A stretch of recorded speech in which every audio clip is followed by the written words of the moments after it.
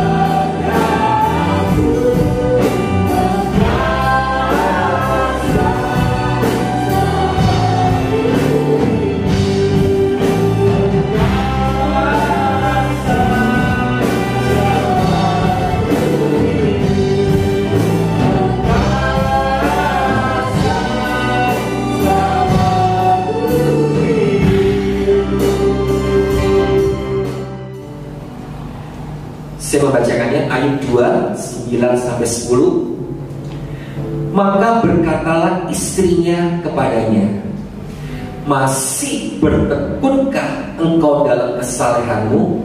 Kutukilah Allahmu dan matilah. Ayat 10.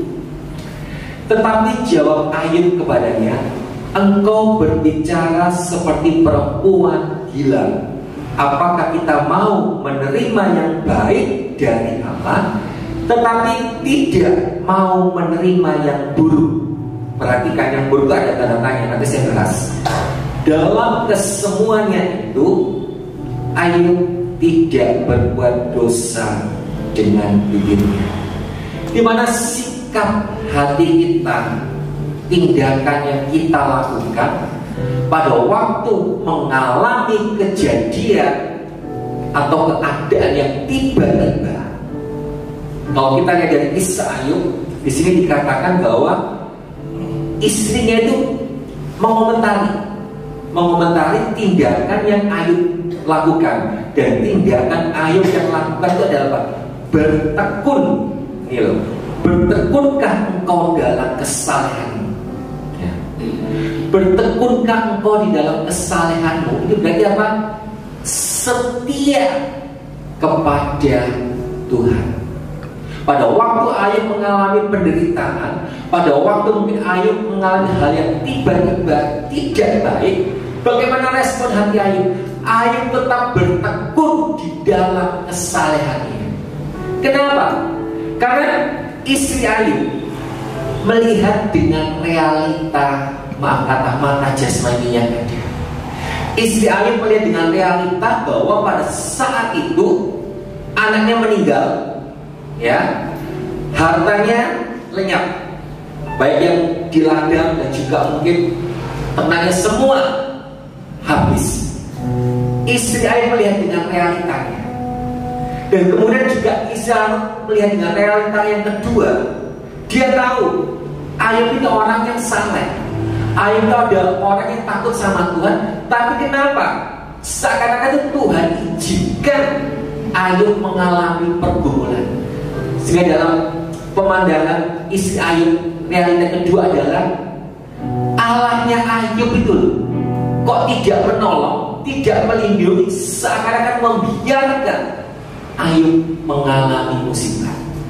Sehingga istri Ayub itu berkomentar, masih bertekunkah engkau dalam kesalehan? Kutukilah Allahmu dan matilah. Ini loh. Seringkali pada waktu kita mengalami kejadian yang tiba-tiba yang mungkin kurang baik, intimidasi dari orang terdekat, intimidasi dari orang sekitar, seringkali mengomentari apa yang terjadi dengan pemikirannya dia sendiri. Oh, kamu pasti salah, kamu pasti berdosa, oh pasti kamu salah, mungkin Tuhan itu mungkin menghukum kamu karena apa yang ditabur itu yang dituai. Itu seringkali yang terlontarkan. Tapi kalau kita melihat cara pandangnya Ayub apa? Di ayat ke-10 kita baca, ya, ayat 10. Tetapi jawab Ayub kepadanya, engkau berbicara seperti perempuan gila. Apakah kita mau menerima yang baik dari Allah, tetapi tidak mau menerima yang buruk? Dalam kesemuanya itu Ayub tidak berbuat dosa dengan bibirnya. Dalam satu sisi Ayub tidak menampik realita kehidupan yang dialami oleh Ayub. Kalau dalam realita kehidupannya istrinya tadi, cara pandangnya pertama adalah ini loh, hartamu tuh sudah habis semua, anakmu meninggal. Nah, jadi benar ternyata kan realita kedua, Tuhan itu pokoknya itu membiarkan sih. Itu dari cara pandang istri Ayub. Tapi Ayub tidak menampik realita keadaan yang terjadi. Tapi perhatikan ini Bapak Ibu. Nah, apakah kita mau menerima yang baik dari Allah, tetapi tidak mau menerima yang buruk? Itu ada tanda-tandanya. Berarti Ayub melihat ke depan. Ayub tidak melihat realita yang keadaan yang terjadi saat itu, anaknya meninggal, juga keadaan yang mungkin buruk dialami. Tapi Ayub melihat dengan realita iman. Ini loh, ini yang dibutuhkan oleh kita saat ini, anak-anak Tuhan Bapak. Pada waktu kita menghadapi pergumulan, pada waktu kita menghadapi sakit, memang ya pergumulan itu masih ada, sakit penyakit itu masih ada. Tapi jangan sampai pemikiran kita, hati kita ini fokus kepada kenyataan yang ada. Tapi kita coba belajar, kita lihat dengan cara pandangnya Allah, bahwa Allah itu punya tujuan kehidupan kita. Karena di firman Tuhan juga dikatakan bahwa kita tahu sekarang bahwa Allah turut bekerja di dalam segala sesuatu untuk mendatangkan kebaikan Bagi orang yang percaya, bagi orang yang mengasihi Dia. Dan ini dibutuhkan iman. Karena iman adalah dasar dari segala sesuatu yang tidak kita lihat dan bukti dan tidak kita harapkan. Sesuatu yang baik itu belum terjadi, tapi Ayub sudah melihat dengan realita iman. Sehingga Ayub selalu berkomentar, engkau berbicara seperti perempuan gila. Jadi sampai Ayub mengucapkan apa? Dia melihat Allah itu nanti akan sanggup menolong. Seringkali dalam setiap kehidupan kita Bapak Ibu, kalau kita sudah hidup benar di hadapan Tuhan, kita sudah mengasihi Tuhan, kita sudah taat beribadah, kita melayani, dan mungkin masalah, pergumulan, sakit penyakit masih Bapak Ibu alami. Percayalah, Allah itu punya tujuan dan rancangannya adalah rancangan damai sejahtera. Tuhan punya kerinduan dalam setiap kehidupan kita, agar iman kita boleh dibentuk menjadi anak-anak Tuhan yang berkualitas. Jadi bagaimana sikap kita pada waktu mulai kejadian tiba-tiba, kalau kita dari Kisah Ayub pertama, dia tetap setia, bertekun. Ya. Kemudian selanjutnya apa? Kita membaca di dalam Ayub pasal 42 ayat yang ke-10. Ayub 42 ayat yang ke-10. Lalu Tuhan memulihkan keadaan Ayub setelah ia, yaitu Ayub, meminta doa untuk sahabat-sahabatnya, dan Tuhan memberikan kepada Ayub 2 kali lipat dari segala kepunyaannya dahulu. Ya.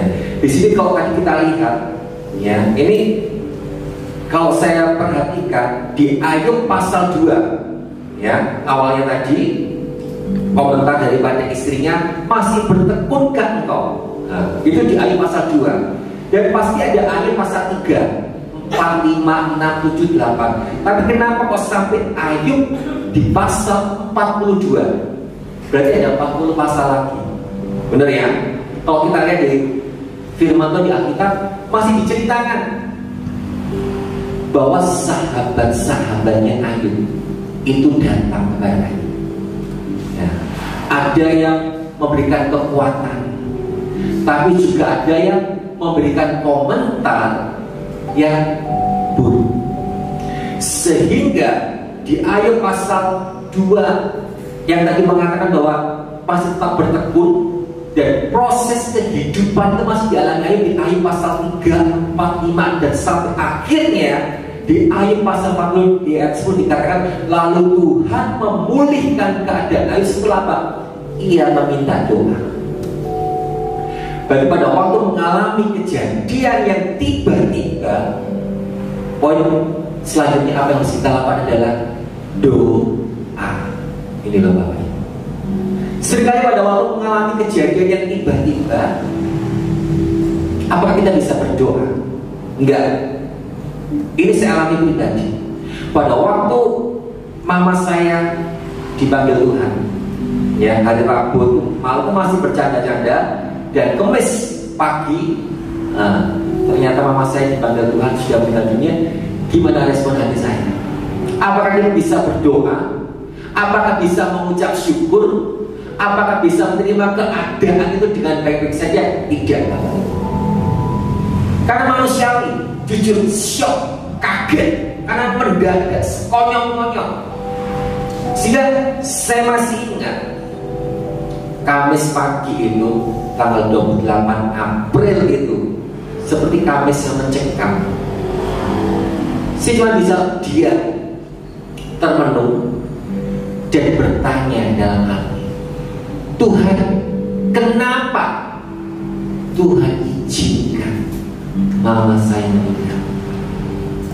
Pada waktu saya melihat keadaan dengan cara pandangnya saya semakin mengeluh, semakin saya tertekan, semakin saya istilah itu stres. Benar, Seperti kayak udah gak ada harapan lagi.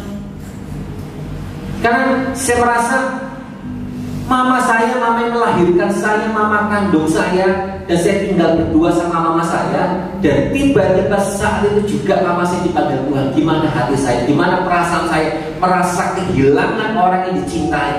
Sehingga pada waktu saya pulang kerja tiap hari, maaf kata, masih seringkali ngomong sendiri dengan ucapan yang kebiasaan saya katakan sama mama saya. Jadi kalau saya pulang rumah itu mesti ngomong gini, Mi, paginya saya tutup ya, Mi, paginya saya gembok. Itu seringkali berulang-ulang. Pada waktu saya mengucapkan, oh iya ya, saya beringat mama saya sudah meninggal, sudah termenung lagi, sedih lagi. Dan itu terjadi lumayan lama, sampai akhirnya saya boleh belajar melihat dengan cara pandangnya Tuhan. Kenapa? Pada waktu kita mengalami pergumulan, pada waktu kita mengalami permasalahan dengan kita melihat dengan cara pandang kita, perspektifnya diri kita sendiri, kita semakin tertekan. Kenapa? Pada waktu saya cerita kepada orang lain tentang keberadaan mama saya dipanggil Tuhan secara mendadak, tiba-tiba yang ada apa? Hati ini menjadi sedih, hati ini terbawa emosi, sehingga sampai rasanya kayak mau menahan air mata mulai. Kenapa? Saya belum bisa menerima keadaan yang ada. Tapi pada waktu itu saya bersyukur karena kasih karunia Tuhan. Tuhan pertemukan saya dengan seseorang, dan orang tersebut cuma simpel ngomongnya, sudah lu jalani apa yang ada saat ini. Kamu jangan melihat kenyataan yang kamu alami saat ini, tapi kamu lihat rancangan Tuhan ke depan itu lebih baik atas kehidupan. Kelihatannya simpel, tapi pada waktu saya pasti belum bisa terima hal itu. Akhirnya saya itu berargumentasi, iya, tapi saya sebagai anak belum bisa menyenangkan hati mama saya. Saya belum bisa mungkin membahagiakan mama saya. Itu dari pemikiran saya. Sehingga pada waktu saya memikirkan belum bisa menyenangkan mama saya, semakin hati ini tertekan, semakin hati ini sedih. Tapi orang tersebut mengatakan demikian, itu kan cara pandangmu. Kamu merasa belum bisa menyenangkan mama kamu, tapi apakah kamu tahu pemikiran mama kamu? Saya ini juga sebagai orang tua, karena kamu sudah usia, orang berkata dengan saya ini juga sudah usia, dia bilang gitu. Pada waktu saya melihat anak saya melayani Tuhan, itu ada suatu kebanggaan tersendiri hati saya. Dia mengatakan gitu. Sehingga pada waktu mama kamu melihat kamu melayani Tuhan, itu suatu kebanggaan bagi mama kamu. Jadi jangan merasa kamu belum bisa menyukakan hati mama. Dan kata itu benar-benar merasuk dalam hati saya, Bapak Ibu. Setelah kata-kata itu merasuk dari hati saya bersyukur Tuhan membukakan pola pikir saya. Dari hati yang tidak bisa mengucap syukur, dari hati yang tidak bisa menerima keadaan tiba-tiba itu dengan baik, akhirnya saya boleh meresponi bahwa keadaan yang tiba-tiba terjadi itu Tuhan itu punya rencana, dan Tuhan itu punya tujuan untuk mendatangkan kebaikan. Akhirnya saya berdoa kepada Tuhan. Saya ambil sikap, oke, aku mau doa, aku tidak mau lalu dengan kenyataan, aku tidak mau lalu dengan masalah yang ada, aku mau cari Tuhan. Nah, di sini dikatakan Tuhan memulihkan keadaan Ayub setelah apa? Ia meminta doa untuk sahabat-sahabatnya. Orang yang butuh pertolongan, dia pasti berdoa untuk dirinya sendiri. Dan memang Ayub juga selain untuk sahabat-sahabat, dia juga untuk dirinya sendiri. Tapi di sini dikatakan Ayub meminta doa untuk sahabat-sahabatnya. Padahal kita tahu dalam kisah Ayub pasal 3 sampai 92, sahabat-sahabat itu seringkali mengomentari dengan keadaan Ayub. Pasti ibu, karena dosa, kamu karena salah mengalami. Sehingga bagaimana respon Ayub? Mungkin maaf kata agak sedikit kecewa, mantel, dituduh sama sahabatnya hidup tidak benar. Tapi setelah Ayub melepaskan pengampunan, dia tidak kecewa dengan sahabat-sahabatnya. Dia mendoakan. Pada waktu Ayub mendoakan sahabat-sahabatnya, Tuhan memulihkan. Ini seringkali pada waktu mengalami pergumulan, permasalahan, kenapa? Seakan-akan terasa belum ada jalan keluar, belum ada pertolongan, belum ada pemulihan. Kenapa? Hati kita ini belum beres, Bapak Ibu. Hati kita ini masih menyimpan yang namanya kepahitan. Hati kita masih menyimpan yang namanya kekecewaan. Hati kita masih menyimpan sesuatu yang mungkin kurang berkenan di hadapan Tuhan, sehingga itu menjadi penghambat daripada doa kita. Tapi biarkan waktu kejadian tiba-tiba itu terjadi, bagaimana respon hati kita? Kita tetap bertekun, setia kepada Tuhan. Apapun yang terjadi, kita tetap andalkan Tuhan. Dan kemudian kita melakukan di dalam lewat jam-jam doa kita. Doa adalah nafas hidup orang percaya. Bagaimana dengan jam-jam doa kita saat ini? Apakah setiap hari kita sudah datang berlutut di bawah kaki Tuhan, menyerang sepanjang hari ini, atau kita sudah sibuk dengan aktivitas keadaan kita sendiri? Biarkan apapun yang kita alami saat ini, jangan kau berdiam diri, Bapak Ibu. Tapi coba awali hidup ini dengan melibatkan Tuhan dan belajar. Apapun mungkin keadaan yang mungkin tiba-tiba yang buruk itu terjadi, tetap tetap melangkah, tetap berjalan terus, melangkah, jangan berhenti. Kenapa? Pada waktu orang tersebut berhenti, berarti apa? Stagnan. Melihat setiap keadaan itu dengan masalah begitu berat, sehingga apa? Dia apatis, dia cuek. Ya sudah, wis Tuhan, wis namanya juga masalah, wis biar yang terjadilah, wis tak jalani saja mengalir. Tidak ada perjuangan, tidak ada apapun yang dilakukan. Tapi mari coba kita mau melakukan itu, meskipun perlahan, libatkan Tuhan, libatkan dengan jam-jam doa kita. Saya pernah sebuah cerita, Bapak Ibu, di mana ada seorang kapten kapal, ya, di mana pada waktu kapal ini berada di tengah samudra yang begitu luas dan terjadilah gelombang yang begitu tinggi dan badai, ya. Kapal ini tidak boleh diam.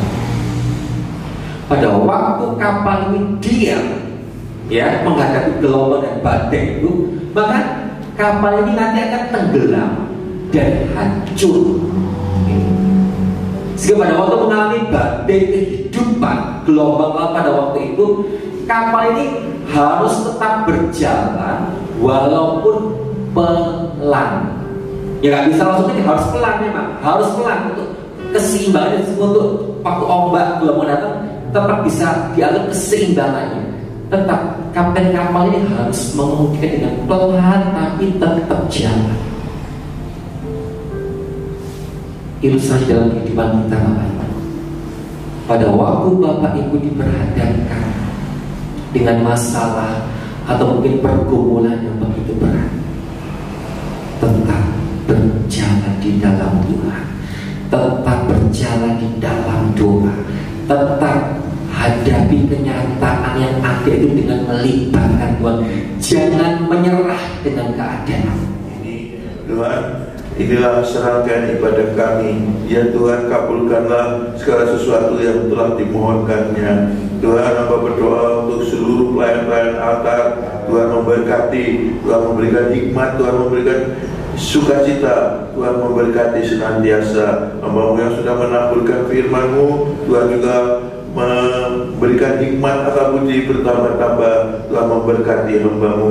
Tuhan, hamba-Mu yang sudah menaikkan doa syafaat, kabulkanlah ya Tuhan, bahkan lebih dari apa yang diucapkan. Tuhan, seluruh kami yang sudah menyembah Engkau pada pagi hari ini, ya Tuhan, kabulkanlah Tuhan. Mungkin kami mengalami sesuatu yang mendadak, mungkin kami mengalami sesuatu yang tiba-tiba. Kau turunkan tangan-Mu Tuhan, turunkan belas kasih-Mu kepada kami Tuhan. Berikan hikmat akal budi supaya kami boleh mengalami dengan baik dan benar. Tuhan, terima kasih, puji syukur kami naikkan kepada-Mu. Hamba berdoa untuk hamba-Mu yang sudah sudah menaburkannya. Tuhan memberikan hikmat bertambah-tambah, dan Tuhan menyertai masa depannya. Terima kasih Tuhan, puji Tuhan. Hamba berdoa untuk seluruh jemaat Tuhan pada pagi hari ini. Ya Tuhan, turunkan belas kasih-Mu pada kami semuanya. Saudara yang menerima berkat Tuhan, kedangkan tangan-Mu. Haleluya. Tuhan Yesus, Engkau melihat seluruh jemaat-Mu Tuhan yang percaya Tuhan. Haleluya. Kedangkan tangan-Mu Tuhan, turunkan belas kasih-Mu ya Tuhan. Tuhan Yesus, biarlah damai sejahtera Allah yang melampaui segala akal itu melimpah buat semuanya. Berkat-berkat Tuhan, berkat dari Bapa, Putra, dan Roh Kudus yang kami mengerti dalam nama Tuhan Yesus Kristus, itu melimpah buat kami semuanya. Pemeliharaan Tuhan nyata buat kami semuanya sekarang dan sampai selama-lamanya. Kami sudah menikmatinya. Mari yang percaya katakan amin. Tuhan memberkati.